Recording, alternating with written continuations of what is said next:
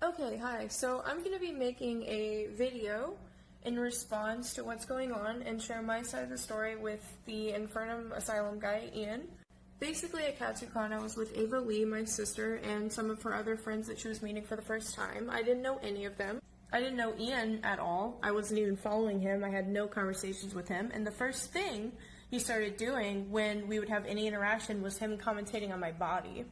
One instance was him brushing past someone and going right by my ear and being like, "God damn, you are so thick," which is objectively creepy and weird, and it made me feel really uncomfortable. Another thing he did was put both of his hands on my upper back where my corset started and commentate that waistline, though, as he's behind me, tracing both of his hands down my waistline and out, which made me feel really uncomfortable. At the time, I didn't know if I was being dramatic or making a big deal, but I'll go into DMs into the next video and why I reacted that way. Thank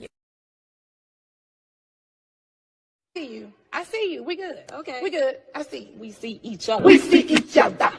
We good. Before I start this video, I'd just like to say that I probably can't condense everything into 60 seconds, so if there are multiple videos, they are all up right now, and I think that you should definitely watch them. I also want to say that I understand the severity of the things I'm about to bring up, and I would not be making a video at all if I didn't witness things firsthand, hear multiple firsthand testimonials, and also full-heartedly believe it. And what that thing is that Ian, Infernumasylum, and Colton, Clapdaddie are two people that have very predatory patterns of behavior, and I feel like are a danger to our community. Ian posted a video that is not deleted, basically explaining how he felt like people close to him were talking shit behind his back. And I will admit that we were talking about him, but what we were doing was establishing that he has a very clear pattern of harassment towards women. Now, the few days I was with him, I know that he made several different women feel uncomfortable by saying sexual things to them or getting too close to them or making them feel like they needed to ask someone to watch their back. And the thing is that I've talked to him about this twice before. Once when an incident happened with my sister, and another when an incident happened to a creator I'm close with. And I know another woman in his life has as well, and he just continues to do it. This is part 2. If you haven't seen part 1, please go watch that. I'm going to talk about the incident with Infernumasylum and my sister at KatsuCon. KatsuCon was the first time I ever met Ian. I met him when he was in Rascal cosplay and we hung out for a few hours. And during that time, he continuously called my sister curves, and he eventually ended up running his hands down her waist unconsensually. She didn't tell me at first because she was surrounded by my peers and people that she didn't know. And when I found out, I got very, very mad. And I was about to cut him off, but the thing is, my sister and I both like to give people the benefit of the doubt. So after talking to some people around us who assured us that it was a one-time thing and that it was just in character, I ended up DMing him on Instagram and explained that he did make her feel uncomfortable, but that it was okay, she was fine, and she did the same thing. Even then, my sister was so uncomfortable that she avoided contact with him for the rest of the weekend. It wasn't until Florida that I realized it was a pattern and that he's done the exact same thing to many other women, and sometimes not even in costume. I have my sister's permission to tell her story, but I don't have that same permission from the other victims. If they need to come out about their stories, they will in their own time. It would be disrespectful for me to say anything. This is part 3. If you haven't seen parts 1 and 2, please go watch them for context. The last thing I want to say about Ian is, even though I feel like I was very lenient in the DMs we had on Instagram, I had another conversation with him in person where I basically just explained much more directly that he can't touch women in a certain way and talk to them in a certain way without fully knowing them, and that just all seemed to go over his head, because by the end of it, he was making jokes and not taking anything seriously. That's everything I feel like I have the right to talk about when it comes to Ian, so we're going to move on to Colton. Colton is a bit trickier because of the type of people he's chosen to engage with, but he has a clear history of fetishizing trans men and also being very inappropriate towards minors. I've heard several first-hand accounts of minors interacting with Colton and Colton saying sexual things to them, being flirty with them, or just being otherwise just very inappropriate towards them. And all these minors also happen to be trans men. And in my experience with Colton, he's just very manipulative. He has a very nice persona, but there were points in the week where he was just talking shit about everyone behind their backs. This is part 4. It's the final part. If you haven't seen parts 1, 2, or 3, please watch them for context. I just want to restate that I understand the severity of some of the things I brought up in this video, and I would absolutely not be bringing them up if I didn't witness first-hand patterns or hear first-hand accounts from multiple people that I trust that barely even talk, if talk at all. My goal in making these videos is to just have the community be informed that Colton and Ian both have very predatory behaviors and to hopefully keep other people from getting wrapped up in it. And the reason why I feel like I had to say something is because I've associated myself with these two people. By doing that, you kind of give the okay to peers and fans that they're okay people to be around, when I don't think that they are. Unfortunately, it's a lot more complex than accidentally working with a problematic brand because it's not just between me and them, it's between me, them, and all their victims. And stuff like this needs to be handled with care, and you need to make sure everyone's comfortable so no one gets re-traumatized. I haven't been able to talk about a lot of the things that I've heard and the things that I've seen, but I just want everyone to take this information, what I've been able to tell you, and please stay safe around them and be aware of these patterns so you don't get wrapped up in it too. So pretty much immediately after leaving Florida, Ian ended up blocking me and a bunch of other creators, so I didn't have access to this conversation until just now. It's about the situation that happened at KatsuCon where he made my sister super uncomfortable and then ran his hands down her waist. To put things lightly, I handled it really, really poorly. I excused a lot of his behavior in these DMs and said some really awful shit just to give him the benefit of the doubt. And I just want to apologize to my sister for saying this because it didn't really line up to how she felt and what she was telling me at the time. If I knew it was a pattern at the time, I would have been much harsher. I wouldn't have been lenient or excused anything that he did, but I didn't. And in these DMs, I downplay my sister's experience a lot, and I'm sorry that I did that. I didn't want to risk the relationships that I just made, and that wasn't right of me. So you can see here that I said she was playing into it, but honestly, she wasn't. She was just not saying, get off me and leave me alone. He apologized, and I said, I think the world of y'all, as in, like, everyone in the group. And she said no worries, because she didn't want to make it a bigger deal than it was. He used the excuse of being in character twice. Hello, I just wanted to say a few more things.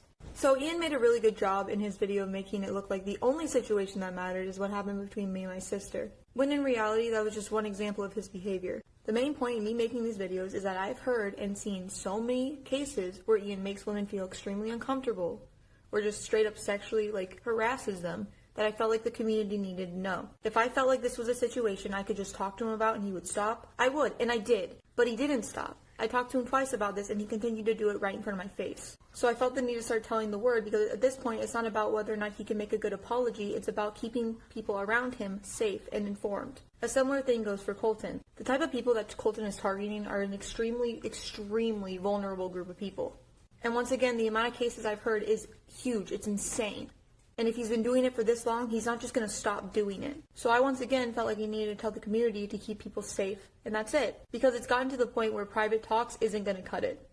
Ian blocked me and a bunch of other creators the second we left Florida. He is constantly deleting comments that are in opposition to him in his comment section. He blocked my side account as I was trying to defend myself in his videos where he is blatantly lying and manipulating the situation. He used my personal kindness against me when I gave him the benefit of the doubt after KatsuCon. I called a wellness check on him after those videos that he posted and then deleted where he's admitting to manipulating and cheating on multiple women. And once again, he used that kindness against me.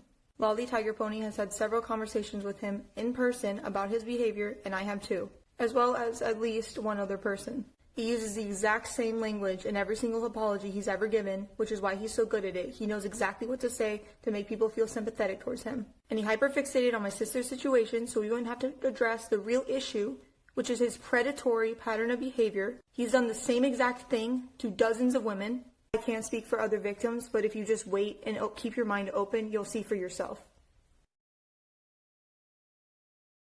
Before I move forward, I just want to preface this and everything else by saying, do not go after anyone's in this situation's families or friends or people that are close to them that haven't said anything yet. You don't know what's going on behind the scenes. There's no way to know that. Their families don't have anything to do with it, and neither do their friends a lot of the time. So please just, the best thing you can do to support victims is to completely unfollow both Infernumasylum and Clapdaddie and stop supporting their content. Their platform is what they're using to do a lot of the things that they're doing, and if we take that platform away from them, they can no longer do it. The reason it took so many people to come forward is because they have millions of followers, Who's going to listen to someone with 10K in a sea of creators like them that have millions? And I usually wouldn't say this, but I do believe that they're predators, and I do believe the message of deplatforming predators. I don't think they deserve the platforms that they have with what they're doing. And thank you for all the support. It means a lot to me and the victims who are starting to decide to come forward because they've seen the support.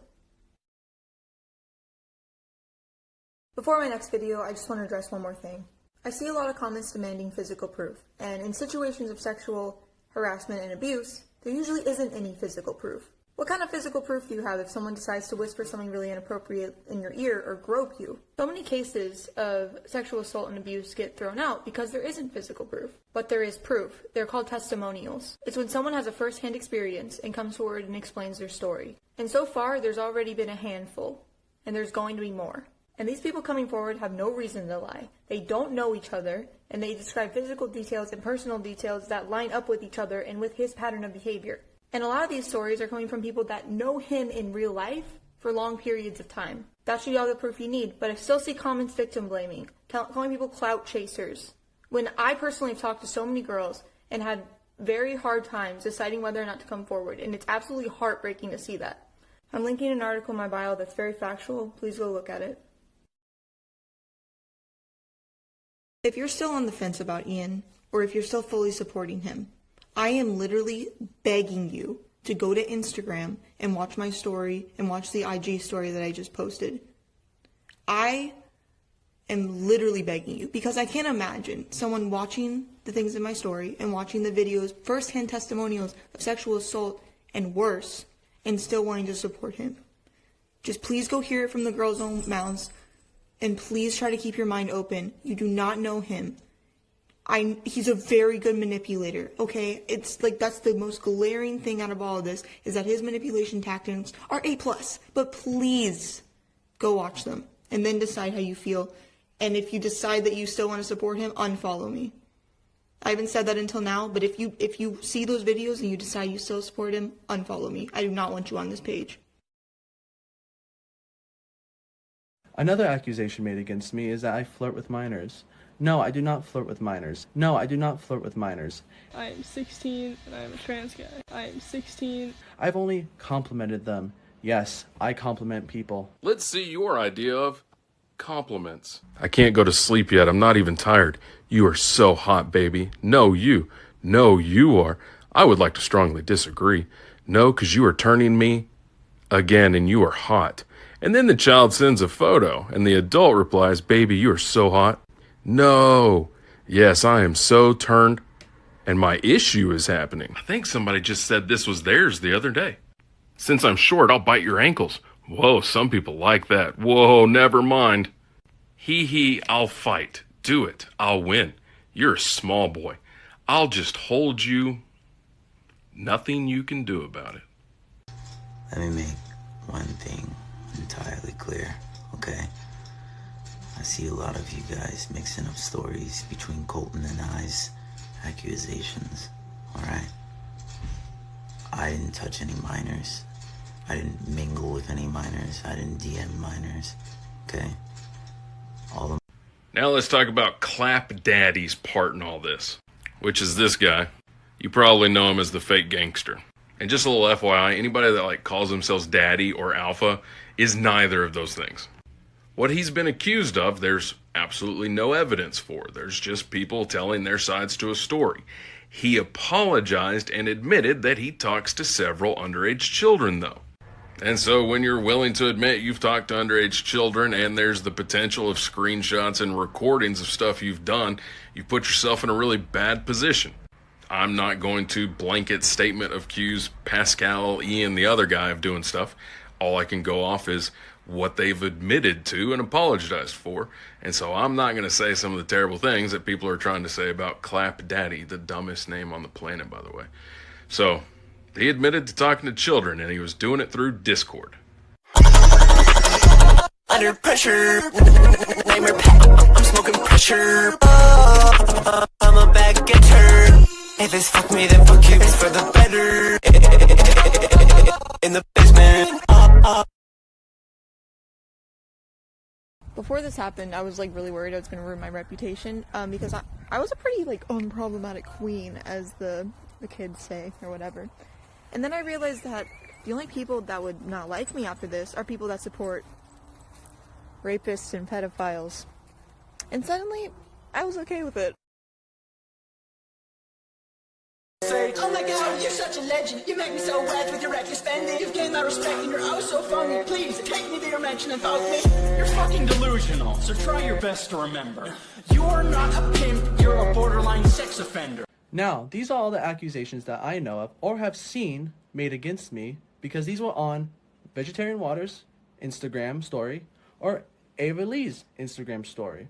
Now, mostly everyone has blocked me from the Instagram story, but not their Instagram. I could still see their Instagram, but not their Instagram story. So if this is all true, then why hide it? Why hide it from me? Now, an accusation says that I talk to minors. Yes, I do talk to minors. I'm on TikTok. I'm in a cosplay community. I talk to anyone, no matter their age, race, or gender. Another accusation is that I fetishize trans people. I do not fetishize trans people. Yes, that is my preference. I like trans people. I like trans men, but I do not fetishize over them. Now, yes, I talk to a lot of trans people because I support the community, because that is my preference, and I want to help them as best as I can.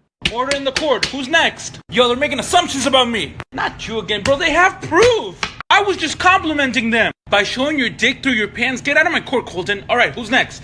I want you two. No, get your OC blaming ass out of my court. Get out. Get the fuck out.